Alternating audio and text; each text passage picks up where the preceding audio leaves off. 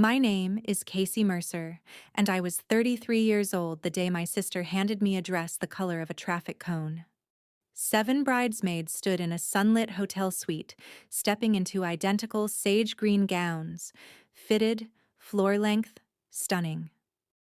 I stood alone in a side hallway holding a bright orange polyester sack marked 2XL, 3 full sizes too big. I safety pinned the waist. The pin bent. The fabric bunched like a deflated parachute. When I found my sister Paige to ask about it, she tilted her head, smiled, and said, "It was the only one left." My mother told me to stop being dramatic.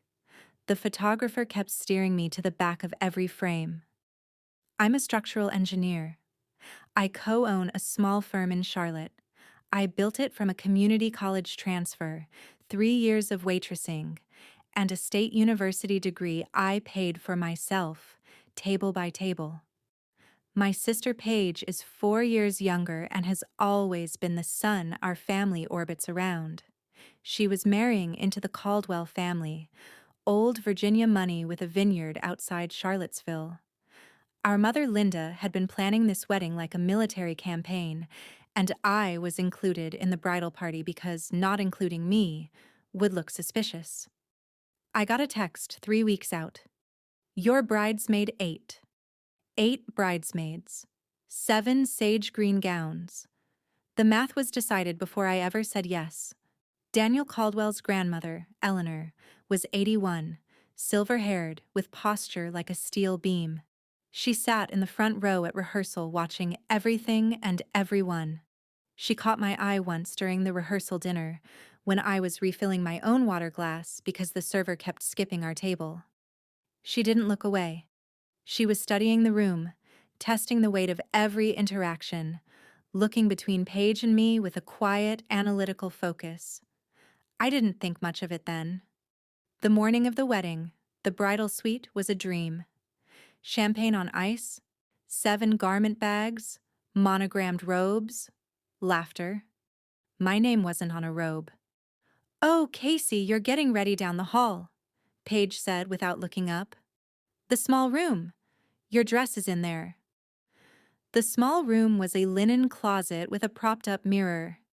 Inside the garment bag was bright orange. Not burnt orange, not terracotta. Safety cone orange.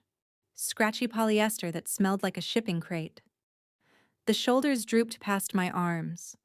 The waist could have fit 2 of me. I walked back. "Paige, this can't be right. It's 3 sizes too big." She gave me that camera-ready smile. It was the only one left. Behind her, 2 extra sage green gowns hung on a rack 10 feet away. One was close to my size. It was the only one left. Was a lie. I just didn't know yet how deep that lie went. My mother found me in the hallway. "Mom, can we swap with one of the spares?" Same patient, closed expression she'd used my whole life. "Don't ruin your sister's day. Nobody's looking at you anyway." Then she walked back to the flower girl. Gran had died in my guest bedroom 2 years earlier, after 3 years of daily care I'd given her alone while Paige visited twice. So you can imagine how I felt at the rehearsal dinner when I caught Paige telling Daniel's aunt about nursing our grandmother through her final days, like she'd been there. I told myself I'd misheard.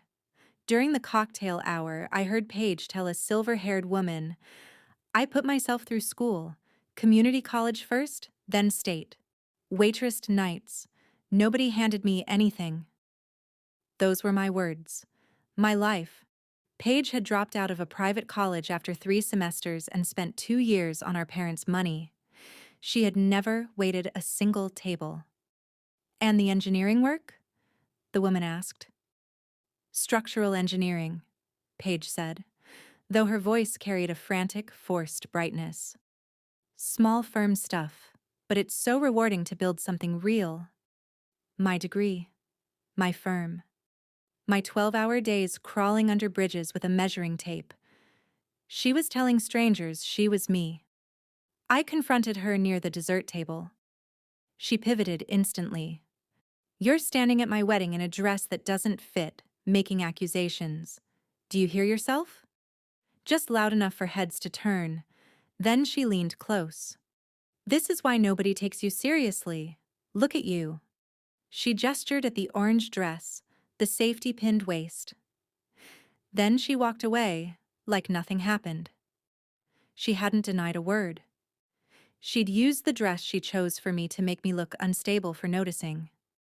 That wasn't carelessness. That was architecture. My mother intercepted me near the coat check.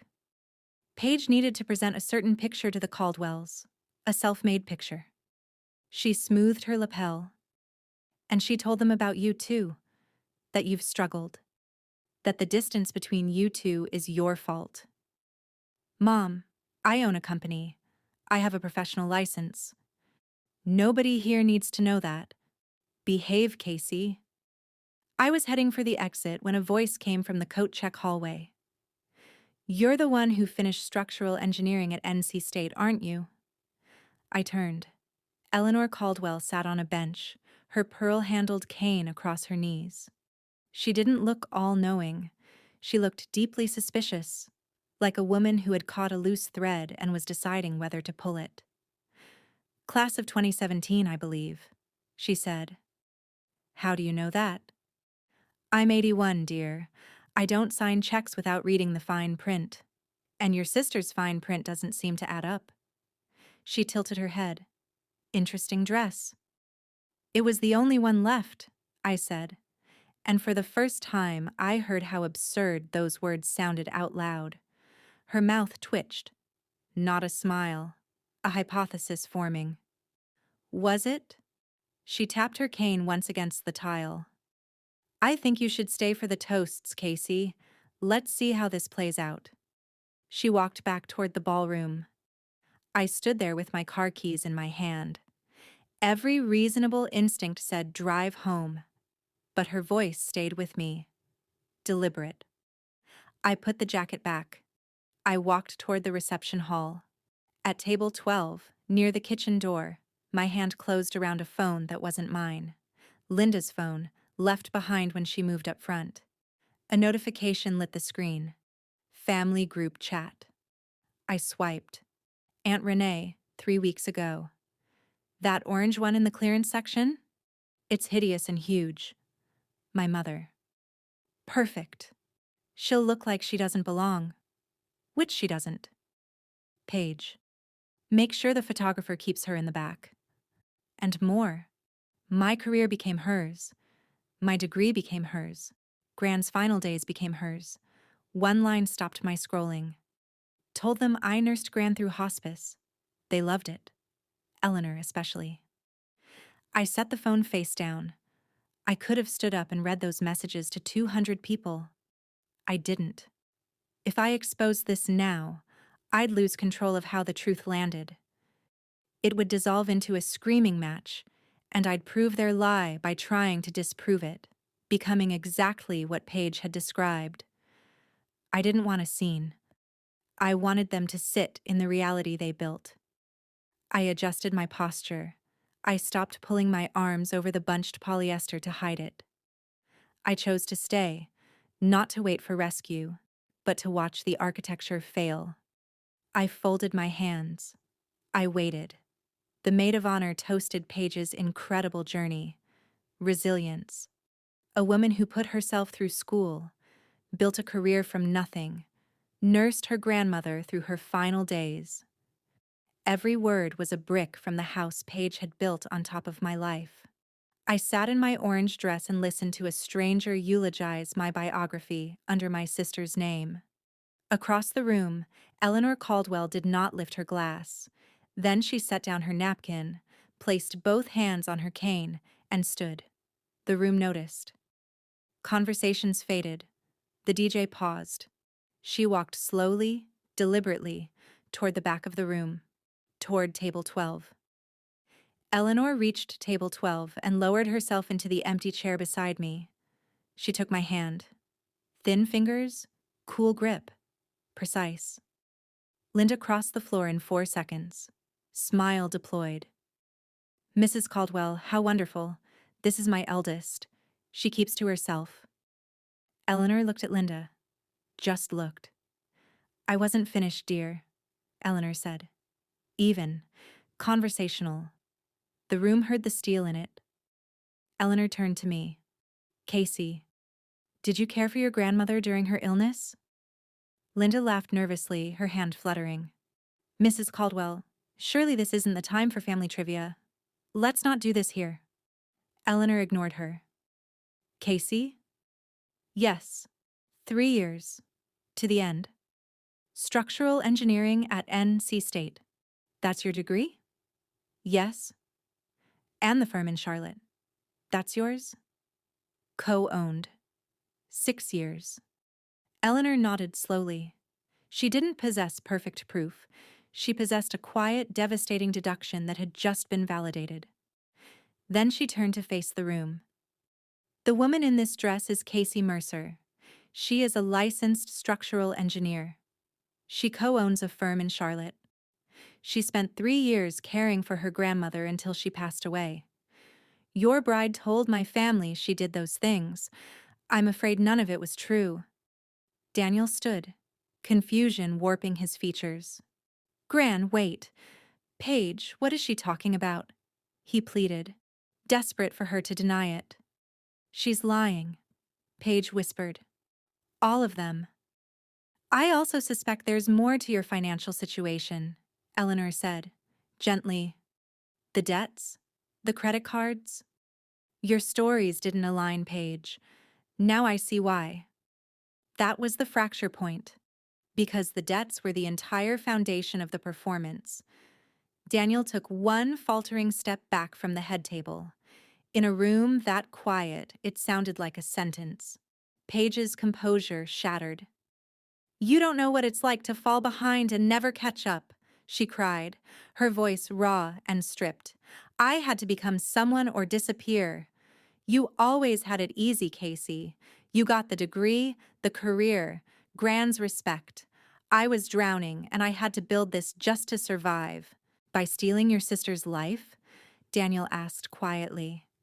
And putting her in a clown dress so nobody would believe her? Linda pointed at me and deployed the phrase she'd used like a fire extinguisher all day. This is exactly what she does. Stop being dramatic. Those words hung in the air, finally, in front of witnesses. They didn't land the way Linda intended. They landed like a confession, revealing not the accused, but the accuser. Paige straightened, wiping her face. This was supposed to be my one day, and you couldn't even give me that. Like I'd taken something from her. Like everything she'd done to me was something I'd done first. I didn't respond. I didn't need to. The room had already responded, in the silence, in the way Daniel's hand had dropped from her arm and stayed at his side. Paige picked up her train. She walked out the side door. It closed with a soft click. Somehow, that was worse than a slam. Eleanor released my hand. You're welcome to stay, or you're welcome to go.